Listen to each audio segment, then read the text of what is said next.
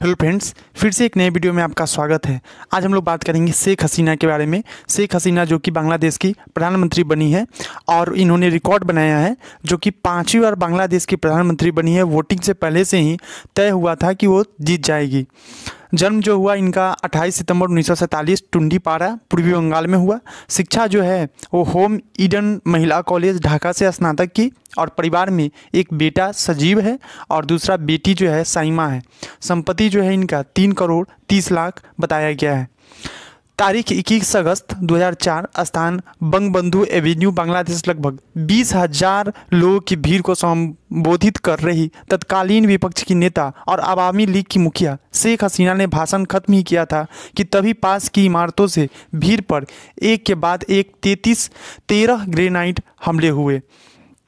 इन हमलों में 24 लोगों की मौत हो गई। शेख हसीना को भी हल्की चोटें आई, लेकिन वे बच गई। ये दूसरा मौका था जब बांग्लादेश की वर्तमान प्रधानमंत्री को जीवन दान मिला। इसके पहले उनके परिवार के 5 सदस्यों की हत्या की जा चुकी थी। फोर्ब्स ने 2023 की सबसे शक्तिशाली 100 महिलाओं की सूची में उन्हें दुनिया की 9वें नंबर की महिला राजनेता बताया है, लेकिन सत्ता के रूप में मिली इस शक्ति की भारी कीमत उन्होंने चुकाई है। 1971 में बांग्लादेश की आज़ादी के बाद, ये चीज़ पॉइंट नोट करने वाली बात है कि 1971 बांग्लादेश बना था कब? 1971 में बांग्लादेश की आज़ादी के बाद हुए आम चुनाव में उनके पिता शेख मुजीबुर रहमान की नेतृत्व वाली पार्टी अवामी लीग ने जीत दर्ज की। वे राष्ट्रपति बने, परंतु 1975 में सैन्य तख्तापलट के दौरान सेना ने पिता, माँ और 3 भाइयों की हत्या कर दी। शेख हसीना पति और बहन के साथ यूरोप में थी, जिससे वो बच गई। उन्हें कुकिंग और मछली पकड़ना पसंद है।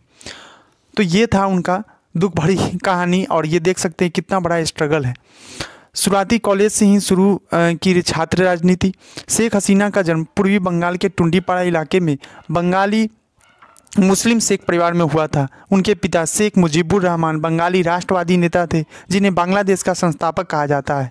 याद रखिएगा, बंगाली राष्ट्रवादी नेता थे। उनके जो पिता थे शेख मुजीबुर रहमान, जो कि बंगाली राष्ट्रवादी नेता थे, जिन्हें बांग्लादेश का संस्थापक कहा जाता है। हसीना ने शुरुआती शिक्षा स्थानीय विद्यालय में प्राप्त की। कुछ समय बाद उनका परिवार ढाका चला गया। यहाँ उन्होंने ईडन महिला कॉलेज से बंगाल साहित्य में स्नातक किया। कॉलेज की पढ़ाई के दौरान ही हसीना छात्र राजनीति में उतर गई थी। 1966 और 1967 के बीच उन्हें कॉलेज में छात्र संघ का उपाध्यक्ष चुना गया। हसीना का विवाह एम.ए. वाजेद मियाँ से हुआ। वाजेद मियाँ बंगाल के परमाणु वैज्ञानिक थे। उनका एक बेटा सजीव और बेटी साइमा है। वाजेद मियाँ का 2009 में निधन हो चुका है। और करियर के बारे में चर्चा करें तो कभी निर्वाचित रही, अब सत्ता में रहने का रिकॉर्ड बनाया है इन्होंने। पिता और परिवार के सदस्यों की हत्या के बाद हसीना वे 6 साल तक भारत में निर्वासित रही। उन्हें 1981 में अवामी लीग का अध्यक्ष चुना गया। यह वह दौर था जब बांग्लादेश में मार्शल लॉ लागू था। बांग्लादेश पहुँचने पर उन्हें कई बार जेल भेजा गया। महीनों नज़रबंद थी। 1986 में मार्शल लॉ के अधीन आम चुनाव हुए, जिसमें उनकी पार्टी को हार मिली। 1986-87 में उन्होंने 8 दलों के अलायंस का सामूहिक विपक्ष के रूप में नेतृत्व किया। देश में लोकतंत्र की बहाली के लिए उन्होंने बांग्लादेश नेशनल पार्टी (बीएनपी) की प्रमुख खालिदा जिया के साथ मिलकर काम करना शुरू किया। 1991 में लोकतंत्र बहाल हुआ, लेकिन चुनाव में उनकी पार्टी फिर हार गई। 1996 में वे पहली बार प्रधानमंत्री बनी। एक अंतराल के बाद 2009 में फिर जीती और तब से लगातार चौथी बार जीती है। यह उनका 51वां कार्यकाल है।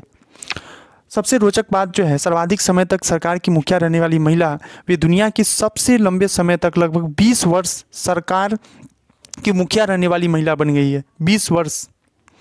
म्यांमार से भागकर आए 7.5 लाख शरणार्थियों को आश्रय देने पर उन्हें mother of humanity social work award से सम्मानित किया गया है। 1996 से 2001 तक उनका 5 वर्ष का कार्यकाल बांग्लादेश की आज़ादी के बाद किसी भी प्रधानमंत्री के द्वारा पूरा किया गया पहला कार्यकाल था। महिला सशक्तिकरण और बालिका शिक्षा पर किए गए उनके काम के लिए 2014 में यूनेस्को पीस ट्री अवार्ड प्रदान किया जा चुका है। बांग्लादेश की राजनीति सहित कई मुद्दों पर वे किताबें लिख चुकी हैं। उन पर विपक्षी पार्टी के कार्यकर्ताओं की हत्या कराने, गंभीर भ्रष्टाचार करने जैसे आरोप लग चुके हैं। ऐसे ही एक मामले में 2007 में उन्हें गिरफ्तार किया जा चुका है। भारत के पूर्व राष्ट्रपति प्रणब मुखर्जी से उनके गहरे संबंध थे। वे प्यार से उन्हें काका बाबू कहा करती थी, उनके लिए मछलियाँ भेजती थी। तो ये था आज का कहानी जो कि शेख हसीना के बारे में। शेख हसीना जो कि बन चुकी है बांग्लादेश की प्रधानमंत्री, 5वीं बार बांग्लादेश की प्रधानमंत्री बनी है। तो कैसा लगा ये आपको वीडियो, आप हमें ज़रूर बताइएगा। ये एक बहुत ही रोचक जानकारी था, ठीक है। तो ये ज़्यादातर हाईलाइट में थी शेख हसीना बांग्लादेश की प्रधानमंत्री। अगर आपको ये वीडियो अच्छा लगा हो, ये जानकारी अच्छा लगा हो, तो आप लाइक कर दीजिएगा, सब्सक्राइब कर दीजिएगा। धन्यवाद।